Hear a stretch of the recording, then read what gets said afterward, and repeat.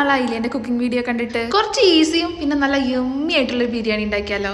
കുറച്ച് ഓയിൽ ഒഴിച്ചു കൊടുക്കുക, പിന്നെ എല്ലാ സ്പൈസസ് ഇട്ട് കൊടുക്കുക. കുറച്ച് തോന സവാളയും 2 തക്കാളി 4 പച്ചമുളകും കൂടി ആയിക്കോട്ടെ, ഇച്ചിരി സ്പൈസി വേണമല്ലോ. കൂട്ടത്തിൽ ഒരു ഇച്ചിരി ജിഞ്ചർ ഗാർലിക് പേസ്റ്റ്, മുളക് പൊടി, മഞ്ഞൾപ്പൊടി, മല്ലിപ്പൊടി, ഗരം മസാല ആവശ്യത്തിന് കിട്ടും. കുക്ക് ചെയ്യുമ്പോൾ എല്ലാവർക്കും അവരുടേതായ ഒരു കണക്കുണ്ടാവും. അതിനനുസരിച്ച് ഒക്കെ ഒന്ന് സെറ്റ് ആയതിനു ശേഷം ചിക്കൻ അങ്ങ് ഇട്ട് കൊടുക്കുക. ചിക്കനൊക്കെ ഇട്ട് കൊടുത്തതിന് ശേഷം ഒരു ഇച്ചിരി മാത്രം തൈര് ഒഴിച്ചു. പിന്നെ അത് അങ്ങോട്ടും ഇങ്ങോട്ടും അങ്ങ് ഇളക്ക.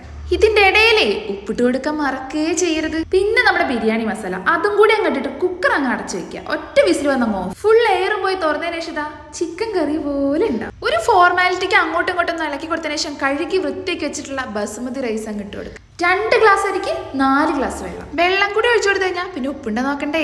ആവശ്യത്തിനുള്ള ഉപ്പും കൂടി ഇട്ട് കൊടുത്ത് കുക്കർ അങ്ങ് അടച്ച് ഒരു ഒറ്റ വിസില് അത് വന്നു കഴിഞ്ഞാൽ കുക്കർ അങ്ങ് ഓഫ് ചെയ്യുക. ഫുൾ എയർ പോയി തുറന്നു കഴിഞ്ഞാൽ നല്ല കിടിലൻ യമ്മി ആയിട്ടുള്ള ബിരിയാണി സെറ്റ് ആയിട്ടുണ്ട്. തുറന്നതിന് ശേഷം അതിന്റെ മേലെ ആവശ്യത്തിനുള്ള നെയ്യും ആവശ്യത്തിനല്ല അതിൽ കൂടുതൽ മല്ലിയിലയും കൂടി. ബിരിയാണി കഴിക്കുമ്പോൾ മല്ലിയില ഇങ്ങനെ ഇടയ്ക്ക് കടിക്കാൻ കിട്ടുമ്പോൾ നല്ല ടേസ്റ്റ്. എന്നിട്ടൊന്ന് ഇളക്കി നോക്കണം, നല്ലൊരു അടിപൊളി സ്മെല്ല് വരും. അപ്പൊ നല്ല സ്പൈസി ആയിട്ടുള്ള അടിപൊളി ചിക്കൻ ബിരിയാണി സെറ്റ് ആയിട്ടുണ്ട്. എന്നാലേ നിങ്ങളൊന്ന് ട്രൈ ചെയ്ത് നോക്കട്ടോ. അപ്പത്രേ ഉള്ളൂ.